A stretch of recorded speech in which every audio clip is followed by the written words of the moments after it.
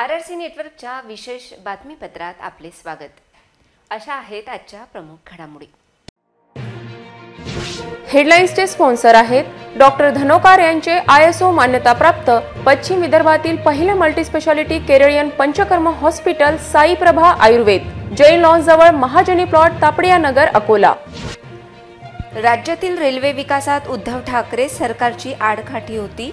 उपमुख्यमंत्री देवेंद्र फडणवीस यांच्यासह रेल्वे राज्यमंत्री रावसाहेब दानवे यांचा आरोप।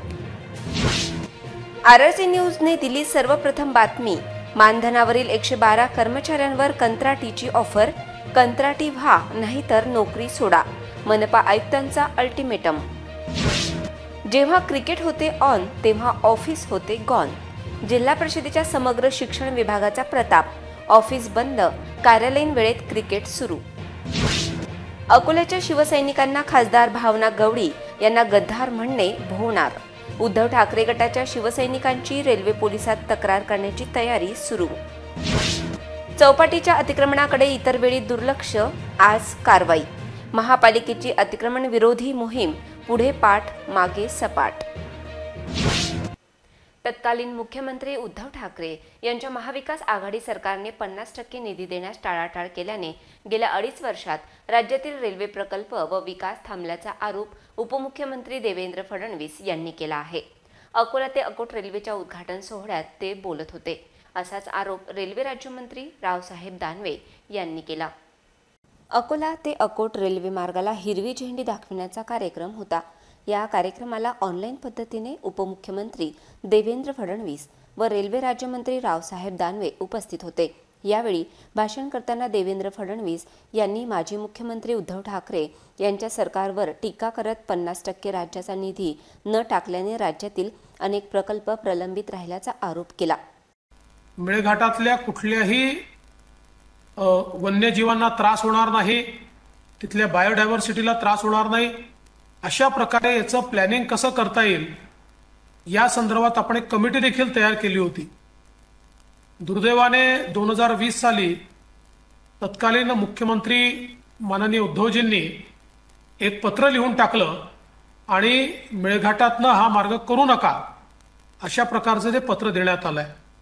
मुळामध्ये आपण कुठलीही ॲडिशनल जागा मागत नाहीये, जी काही जागा उपलब्ध आहे तिथेच आपण नॅरो गेजला ब्रॉड गेजमध्ये परिवर्तित करण्याचा प्रयत्न करतोय आणि असं करत असताना पूर्णपणे 100% वाईल्ड लाईफ आणि बायोडायव्हर्सिटी या दोघांचाही कशा प्रकारे आपल्याला त्या ठिकाणी पूर्णपणे संवर्धन करता येईल याचा विचार याच्यामध्ये आपण केलेला आहे। भविष्य काळामध्ये हा मार्ग आपल्याला कशा प्रकारे शाश्वत विकास डोळ्यासमोर ठेवून करता येईल हाही प्रयत्न आपण करणार आहोत। खरं तर मागच्या 2.5 वर्षाच्या काळामध्ये महाराष्ट्राच्या सरकारने हा निर्णय घेतला होता की जेवढे राज्यामध्ये केंद्र सरकारचे रेल्वेचे प्रोजेक्ट चालले आहेत या प्रोजेक्टमध्ये 50% वाटा हा महाराष्ट्र सरकारचा असतो, तो वाटा आम्ही देणार नाही अशा प्रकारचा ठराव करून त्यांनी रेल्वे मंत्रालयाला पाठवला होता। माननीय रावसाहेब दानवे आणि आम्ही खूप प्रयत्न केले, आपल्या विदर्भातल्या वेगवेगळ्या रेल्वे प्रकल्पांना जो काही महाराष्ट्राचा हिस्सा आहे तो मिळाला तर तेवढाच हिस्सा केंद्राचा मिळून आणि आपल्याला मोठ्या प्रमाणात त्यातनं आपल्या रेल्वेला गती देता येईल। परंतु इतर सगळे राज्य हे समजतात की 50% पैसा केंद्र सरकार देते, सगळ्या प्रकारची मदत केंद्र सरकार करते आणि रेल्वे मार्ग बनतो तो केंद्राचा नाही राज्याचा फायदा जास्त होतो। राज्यामध्ये व्यापार वाढतो, राज्यामध्ये दळणवळण वाढतं, राज्यामध्ये पर्यटन वाढतं। त्यामुळे देशातले सगळे राज्य 50% पैसा देत होते, महाराष्ट्राने मात्र तो देणं बंद केलं। त्यामुळे गेल्या 2.5-3 वर्ष आपले रेल्वेचे सगळे प्रकल्प ठप्प पडले होते। या कार्यक्रमात बोलताना रेल्वे राज्यमंत्री रावसाहेब दानवे यांनी खासदार संजय धोत्रे यांच्या विशेष प्रयत्नातून अकोला ते अकोट रेल्वे सेवा सुरू होत असल्याचा दावा केला। शकुंतला रेल्वे भारताकडे हस्तांतरित करण्यासाठी हालचाली सुरू असून नागपूर मुंबई समृद्धी मार्गानजीक रेल्वे मार्गावर बुलेट ट्रेन सुरू करण्याची इच्छा यावेळी रेल्वे राज्यमंत्री रावसाहेब दानवे यांनी व्यक्त केली। आता या काळात अभी नाही तो कभी नाही, तुम्ही आहे, मी आहे आणि मोदीजीचं सरकार आहे, मुंबई ते नागपूर हा जो समृद्धी महामार्ग तुमच्या संकल्पनेतून झाला, चालू झाल्याच्या नंतर हर किलोमीटरला लोक तुमचं नाव घेतल्याशिवाय राहणार नाही. कारण मी स्वतः त्या मार्गाने गेलो आणि मी स्वतः अनुभव घेतला. त्या मार्गावर पुन्हा जर एकदा बुलेट ट्रेन जर गेली किंवा फास्ट ट्रेन जर गेली तर नक्कीच मराठवाडा, विदर्भ आणि उत्तर महाराष्ट्र मुंबईला जोडल्या जाईल असं मला स्वतःला वाटतं. पुढच्या काळात आपण एकत्र हा प्रकल्प पूर्ण करू, एवढंच मी आपल्याला आजच्या प्रसंगी सांगतो. अकोला ते अकोट रेल्वेगाडी सुरू केल्या गेली.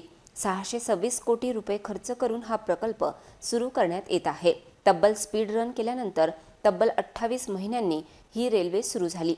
30 रुपये यात रेल्वेचे तिकीट असून सकाळी आणि संध्याकाळी अकोट येथून तसेच अकोल्यातून गाडी धावणार आहे. गुरुवारपासून अकोला येथून सकाळी 7 सायंकाळी 6 वाजता सुटणार आहे, तर अकोटवरून सकाळी 9 सायंकाळी 8 वाजता ट्रेन अकोल्याकडे धावेल. या प्रवासात उगवा, गांधी स्मारक रोड, पास्टूल येथे थांबे राहतील. Ram Tiwari, RRC news, Akola. महापालिकेत कर्मचाऱ्यांना आउटसोर्स करण्याची बातमी केवळ RRC न्यूजने व सिटी न्यूज सुपरफास्टने प्रकाशित केली होती. या बातमीवर आज शिक्कामोर्तब झाला असून महापालिका आयुक्तांनी मानधन तत्वावर कार्यरत 112 कर्मचाऱ्यांना 7 दिवसांची मुदत देत एकतर कंत्राटी नोकरी स्वीकारा अन्यथा नोकरीपासून मुक्त व्हा असा आदेश वजा इशारा दिला आहे.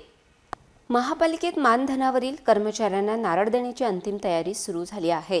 महापालिकेच्या 112 मानधनावरील कर्मचाऱ्यांना आयुक्तांनी अल्टिमेटम देत त्यांनी कंत्राटी जॉब स्वीकारावा अन्यथा महापालिकेची मानधनावरच्या नोकरीचा त्याग करावा असा आदेश महापालिका आयुक्त कविता द्विवेदी यांनी काढला आहे. 7 दिवसांची या कर्मचाऱ्यांना नोटीस देत त्यांना कंत्राटी पद स्वीकारण्याचे पत्र देण्याचे आदेश दिले आहेत. महापालिकेतील कामकाज आउटसोर्स करण्यामागे नेमका कुणाचा हात आहे असा प्रश्न उपस्थित होत आहे.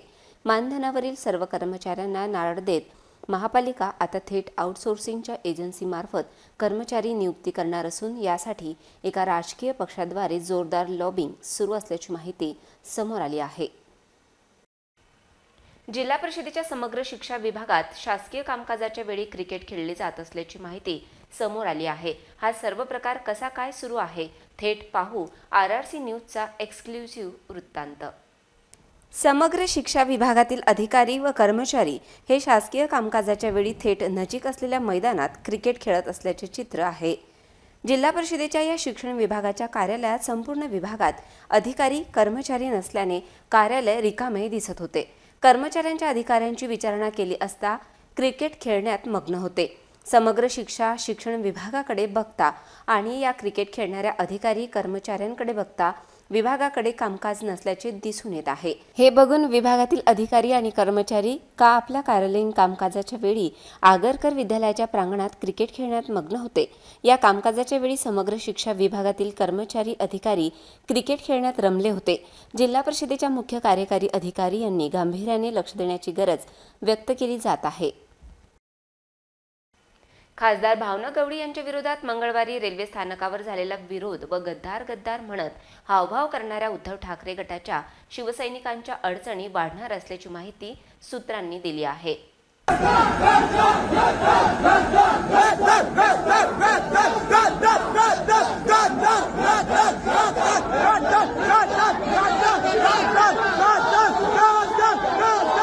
मंगळवारी बाळासाहेबांची शिवसेना म्हणजे शिंदे गटाच्या खासदार भावना गवळी आणि शिवसेना उद्धव बाळासाहेब ठाकरे पक्षाचे खासदार विनायक राऊत आज आमनेसामने आले होते. विदर्भ एक्सप्रेसने अकोला रेल्वे स्थानकावरून दोन्ही खासदार मुंबईकडे जात असताना समोरासमोर आले. यावेळी उद्धव ठाकरे गटाचे पदाधिकारी व कार्यकर्त्यांकडून गद्दार अशी घोषणाबाजी झाली. त्याचबरोबर हातवारे व हावभाव करण्यात आले. या प्रकरणाची तक्रार खासदार भावना गवळी या रेल्वे पोलिसांकडे करणार असून त्याची चौकशी करावी अशी मागणी करणार आहे. त्याचबरोबर अशा प्रकारचा व्हिडिओ काढत तो व्हायरल करणाऱ्यांच्या विरोधात तक्रार होणार असल्याची माहिती प्राप्त झाली आहे. रेल्वे पोलिसात याची तक्रार होणार असल्याने हा वाद आता वाढणार असून रेल्वे पोलिसांच्या तपासात नेमके काय समोर येते याकडे सर्वांचे लक्ष लागले आहे. कोरोना संकटात रस्त्यावर थुंकणे नागरिकांनी थांबविले होते, पण आता थेट रस्त्यावर थुंकणाऱ्यांची संख्या वाढली आहे. गुटखा खाऊन थुंकणाऱ्यांच्या अस्वच्छतेच्या प्रतापामुळे त्रस्त झालेले आहेत. गांधी रोड ते मदनलाल धिंगरा चौक या प्रमुख वाहणाऱ्या रस्त्यावर काल रात्रीच्या दरम्यान एका ज्येष्ठ नागरिकाचा चांगलाच वाद झाला.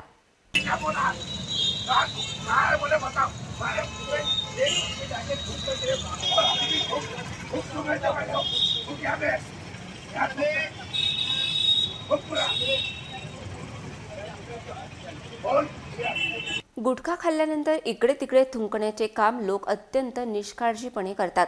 मात्र अकोला शहर बस स्थानकासमोर दुचाकीवरून आलेल्या 2 तरुणांना गुटखा खाऊन थुंकणे चांगलेच महागात पडले. गुटखा खाऊन थुंकत असताना गुटखा बाजूने जाणाऱ्या ज्येष्ठ चालकाच्या कपड्यांवर पडला.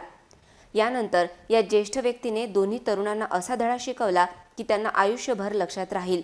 वृद्धाने दोन्ही तरुणांना पकडून चांगलेच खडसावले आणि त्यांना तोंडात भरलेला गुटखा रस्त्यावर थुंकण्यास भाग पाडले. आपली चूक लक्षात आल्यानंतर या तरुणांनी तोंडातला गुटखा थुंकून शांतपणे तेथून जाणे पसंत केले. यावेळी दोन्ही तरुणांचे चेहरे पाहण्यासारखे झाले होते. तेव्हा भविष्यात रस्त्यावर थुंकू नका. कोरोना संकटात रस्त्यावर नागरिक थुंकत नव्हते. आता थुंकल्यावर असा प्रकार व भांडण तुमच्या सोबत टाळायचे असेल तर रस्त्यावर सार्वजनिक ठिकाणी थुंकू नकाच. संयुक्त भारतीय खेळ फाउंडेशनच्या वतीने नेपाल पोखरा सिटीत 7वी आंतरराष्ट्रीय खेळ स्पर्धेचे आयोजन करण्यात आले होते. या स्पर्धेत अकोला जिल्ह्यातील तायक्वांडो खेळाडूंनी भारतीय संघामध्ये खेळून 3 सुवर्ण पदक पटकावले. या सुवर्ण कामगिरीमुळे या खेळाडूंची अमेरिका येथे जुलै 2023 मध्ये होणाऱ्या वर्ल्ड चॅम्पियन स्पर्धेकरिता निवड करण्यात आली आहे.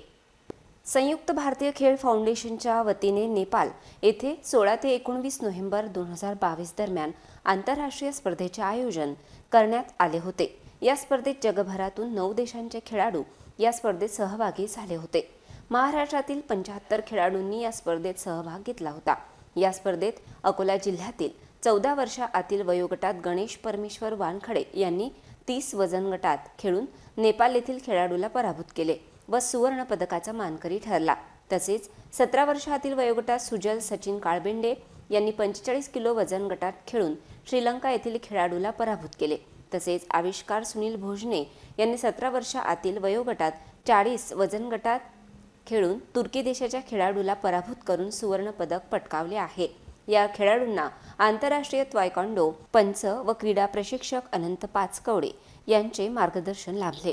खेळाडूंचे भारतीय संघटनेचे अध्यक्ष पंकज गवले तसेच राष्ट्रीय अध्यक्ष अखिल मालवी सुवर्णकार महासंघ अकोला माननीय विलासराव अनासाने व प्रमोद बुटे व खेळाडूंचे पालक व शिक्षक वर्ग यांनी रेल्वे स्थानकावर पोहोचताच खेळाडूंचे हार पुष्पाचा वर्षाव करून स्वागत केले व पुढील स्पर्धेकरिता अभिनंदन करून शुभेच्छा दिल्या. 16 ते 20 नोव्हेंबर रोजी संपन्न झालेल्या 7वी आंतरराष्ट्रीय स्पर्धा नेपाळ येथे तायक्वांडो स्पर्धेमध्ये अकोला जिल्ह्याला 7 सुवर्णपदक प्राप्त झाले आहे. आता पुढची निवड आणि यांचं सर्व खेळाडूंचे सिलेक्शन USA वर्ल्ड चॅम्पियनशिप करिता झालेले स्पर्धा नेपाळमध्ये येथे झालेल्या 16 ते 20 नोव्हेंबर रोजी झालेल्या संपन्न झालेल्या तिथून 7 गोल्ड अकोला जिल्ह्याला प्राप्त झाले. अकोट तालुक्यातील आदर्श ग्राम मंडळ केळीवेळीची निवडणूक जाहीर दिनांक 26 नोव्हेंबर रोजी होणार आहे. या निवडणुकीच्या पूर्वतयारीसाठी आज अधिकाऱ्यांनी मतदान केंद्र व इतर स्थळांची पाहणी केली. मतदान शांततेत पार पडावे यासाठी आज पाहणी करण्यात आली. आचार्य विनोबा भावे यांच्या संकल्पनेतून केळीवेळी येथे सन 1972 मध्ये ग्राम मंडळाची ग्रामसभा बोलावण्यात येते. ग्राम मंडळाची निवडणूक आयुक्त तहसीलदार साहेब यांच्या अधिकाराखाली होते. यामध्ये अध्यक्ष व उपाध्यक्ष यांची निवड केली जाते. ग्राम मंडळाचे अध्यक्ष उपाध्यक्ष पदासाठी लढविण्याचा अधिकार हा ज्या व्यक्तींना आहे, ग्रामदान चळवळीत आपली जमीन दान दिली त्या व्यक्तींना असतो. ग्राम मंडळाची निवडणूक गावातील स्त्री व पुरुषांची ग्रामसभा बोलावून यामध्ये उमेदवाराचे नाव सांगून हातामध्ये चिठ्ठी घेऊन हात उंच करून अशा प्रकारे 2 उमेदवारांची निवड केली जाते. आचार्य विनोबा भावे सन 1970 साली केळीवेळी गावाला भेट दिल्यानंतर ग्रामसभा बोलून भूदान व ग्रामदान चळवळ गावातील शेती गावातच राहावी व शेतीची खरेदी व विक्रीचे व्यवहार गावातच व्हावे तसेच गावासाठी शेतजमीन दान द्यावी अशा संकल्पनेला भूदान चळवळीत सहभागी होऊन ग्रामपंचायत विसर्जित करून ग्राम मंडळाची स्थापना केली. आता दिनांक 26 तारखेला होणाऱ्या निवडणुकीच्या तयारी केळीवेळी येथे ग्राम मंडळामध्ये सभा बोलवून निवडणुकीसाठी उमेदवार उभे आहेत. त्यांना बोलून निवडणूक शांत पार पडावी, मतदानाच्या ठिकाणाची पाहणी केली। मतदानाचे स्थळ श्री सखाराम महाराज विद्यालय केळीवेळी येथे होणार आहे। पाहणी करताना अकोट तालुक्यातील तहसीलदार मडके व दहीहंडा पोलीस स्टेशनचे ठाणेदार राऊत, तलाठी व कर्मचारी व ग्रामस्थ उपस्थित होते। जिल्हा परिषदेच्या जिल्हा पाणी व स्वच्छता मिशन विभागातील कार्यकारी अधिकाऱ्यांवर सध्या अतिरिक्त भार आहे। ग्रामीण भागातील स्वच्छता आणि पाणी पुरवठ्याचा कारभार फक्त कर्मचाऱ्यांच्याच भरवशावर आहे। या विभागातील कार्यकारी अधिकाऱ्यांची अनुपस्थिती पाहता प्रशासनाने प्रभारी अधिकाऱ्यांचे प्रभार कमी करणे गरजेचे आहे। ग्रामपातळीवर पाणी पुरवठा आणि स्वच्छतेचा कारभार सांभाळणाऱ्या जिल्हा परिषदेच्या पाणी आणि स्वच्छता विभागाचा कारभार हा सध्या कर्मचाऱ्यांच्या भरवशावर आहे। या विभागाचे प्रमुख असलेले कार्यकारी अधिकारी यांच्याकडे बाळापूर पंचायत समितीच्या गटविकास अधिकाऱ्यांचा प्रभार असल्याने जिल्हा पाणी आणि स्वच्छता विभागात यांची अनुपस्थिती दिसून येत आहे। तसेच विभाग प्रमुखाच्या अनुपस्थितीत विभागाचे कारभार चालते तरी कसे, असा प्रश्न सर्वसामान्य ग्रामीण जनतेला निर्माण झालाय। दरम्यान पाणीपट्टी वसुलीच्या मुद्द्यावरून जिल्हा परिषदेतील राजकारण गरम असताना कर्मचाऱ्यांच्या अनुपस्थितीने त्यात भरच पडणार आहे। अकोला जिल्ह्यात शेतकरी सोयाबीनचे पीक कापणी करून सोयाबीन विकण्याकरिता बाजारपेठेत नेत असताना सोयाबीन घेऊन जाणाऱ्या ट्रॅक्टर ट्रॉलीचा अपघात होऊन शेतकऱ्यांच्या सोयाबीनचे मोठ्या प्रमाणात नुकसान झाले। सोयाबीन नेणारी ट्रॉली पलटून झालेली ही घटना शेलू बाजार जवळील समृद्धी महामार्गाच्या इंटरचेंज रोडवर घडली। कोथळी येथील एक शेतकरी आपल्या सोयाबीनची विक्री करण्याकरिता एक ट्रॅक्टर ट्रॉली घेऊन शेलू बाजार येथील कृषी उत्पन्न बाजार समितीमध्ये जात होता। सदर ट्रॅक्टरच्या समोर अचानक दुसरे वाहन आल्याने ट्रॅक्टर ब्रेक मारल्याने ट्रॉली पलटी होऊन ट्रॉलीमधील संपूर्ण सोयाबीन रस्त्यावर सांडून शेतकऱ्याचे मोठ्या प्रमाणात नुकसान झाले। अडगाव येथील रेती माफियांनी एका तलाठ्याला मारहाण केल्याप्रकरणी हिवरखेड पोलिसांनी गुन्हा दाखल केला आहे, तर काहींना पोलिसांनी ताब्यात घेतले आहे। अडगाव बुद्रुक येथून अवैध रेतीची वाहतूक करणारा ट्रॅक्टर जात असताना तलाठी इंगळे यांनी त्याला थांबवण्याचा प्रयत्न केला असता रेती माफियांनी जमाव करून कार्यरत तलाठी यांना मारहाण केली व दगडफेक केली, अशी फिर्याद तलाठी प्रतीक इंगळे यांनी हिवरखेड पोलीस स्टेशनला दिली। पोलिसांनी आरोपी अनवर अब्दुल खलीफ, अब्दुल साजिद, अब्दुल दानिश यांच्या विरुद्ध गुन्हा दाखल केला। आरोपींचा शोध पोलीस घेत असून इतरही आरोपी आहेत का याचा तपास सुरू आहे। आता पाहूया काही बुलढाणा जिल्ह्यातील मलकापूरच्या बातम्या। बुलढाणा जिल्ह्यातील मलकापूर शहरातील संगतवाडी गुरुद्वाराचे आज मोठ्या थाटामाटात लोकार्पण सोहळा पार पडला। मलकापूर शहरातील संगतवाडी परिसरातील गुरुद्वाराचे गेल्या 4 ते 5 वर्षांपासून काम सुरू होते। या गुरुद्वाराला ऐतिहासिक वारसा लाभलेला असून या भव्य दिव्य अशा गुरुद्वाराचे 4 ते 5 वर्षांनंतर काम पूर्ण झाले। गुरुद्वाराचा आज भव्य दिव्य असा लोकार्पण सोहळा 50,000 नागरिकांच्या उपस्थितीत पार पडला। या गुरुद्वाराच्या लोकार्पण सोहळ्यासाठी जियानी हरप्रीत सिंग जी अकाल तखत जथेदारजी बाबा बच्चन सिंगजी तसेच रवि सिंगजी बाबा यांची प्रमुख उपस्थिती होती। मलकापुर में गुरु गोविंद सिंह महाराज जी का पावन स्थान है, गुरुद्वारा संगतवाड़ी। यहाँ गुरु गोविंद सिंह महाराज बुरहानपुर से यहाँ के राजे की जो है ड्यूटी पर आए थे और बहुत लंबे समय बाद यहाँ एक भव्य दरबार का निर्माण हुआ है। हमारे जो स्वर्गवासी बाबा हरबंस सिंह जी का सेवा वाले जो हैं उनके वरो साहिब बाबा बच्चन सिंह जी के द्वारा संगत के सहयोग से किया गया है। तो एरिए की जो सिख संगत है बड़ी तादाद में जहाँ रहती है, वो गुरु नानक साहब गुरु गोविंद सिंह महाराज को मानने वाली है। उनकी इच्छा थी कि यहाँ एक गुरुद्वारा संगतवाड़ी के स्थान पर भव्य दरबार जो है बनना चाहिए, तो आज वो पूरा हुआ है। और श्री गुरु ग्रंथ साहिब जी के जो प्रकाश हैं वो नए दरबार में किए गए हैं। हम सब लोग आए हैं और मैं धन्यवाद करना चाहता हूँ हमारे जो बाबा जी हैं बाबा बच्चन सिंह जी कार से दिल्ली वाले, कि उन्होंने इस एरिया में जहाँ में बंजारे सिख सिंधी सिख समाज जो है बहुत बड़ी तादाद में रहता है, यहाँ उनके लिए एक भव्य दरबार का जो है निर्माण किया है। मैं उनको धन्यवाद करना चाहता हूँ, इलाके की संगत को धन्यवाद करना चाहता हूँ जिन्होंने सेवा की है। बहुत बहुत बुलढाणा जिल्ह्यातील मलकापूर येथे आज ओमकार लॉन येथे भारतीय जनता पक्षाचा भव्य कार्यकर्ता मेळावा संपन्न झाला। यावेळी प्रदेशाध्यक्ष चंद्रकांत बावनकुळे यांनी मार्गदर्शन केले। भाजपच्या मेळाव्यात प्रदेशाध्यक्ष चंद्रकांत बावनकुळे यांनी यावेळी मोदीजींनी केलेल्या अनेक कामांची माहिती दिली। या मेळाव्याला खामगाव मतदारसंघाचे आमदार आकाश फुंडकर, मलकापूरचे माजी आमदार चैनसुख संचेती यांच्या समवेत अनेक भारतीय जनता पक्षाचे नेते, पदाधिकारी उपस्थित होते। प्रदेशाध्यक्ष बावनकुळे यांचे मलकापूर रेल्वे स्टेशनला आगमन झाल्यानंतर मोटरसायकल रॅली काढण्यात आली। भाजपाचे कार्यकर्ते मोठ्या संख्येने मेळाव्यासाठी उपस्थित होते। एकही गाव महाराष्ट्राचं हे कर्नाटकमध्ये जाऊ शकत नाही। कोणी काही मागणी केली असेल, परंतु एकनाथ शिंदे, देवेंद्र फडणवीसजी सक्षम आहेत। एकही गाव महाराष्ट्राचं कुठेही जाऊ देणार नाही। हे शिवशाहीचं सरकार आहे, छत्रपती शिवरायांच्या विचारावर चालणारं सरकार आहे। छत्रपती शिवाजी महाराजांच्या या महाराष्ट्रामध्ये एकही गाव कुठेही जाणार नाही। महाराष्ट्र मजबूत राहील, आपण काही काळजी करू नका। पुन्हा पाहूया अकोल्याची महत्त्वाची बातमी। अकोला शहर अतिक्रमण मुक्त करण्यासाठी सरसावलेल्या मनपा प्रशासनाची अतिक्रमण हटाव मोहीम तिसऱ्या दिवशीही जोरात सुरू होती। चौपाटीवर इतर वेळी महापालिकेचे अधिकारी, कर्मचारी नजरअंदाज करतात। आज मात्र चौपाटीवर कारवाई करण्यात आली।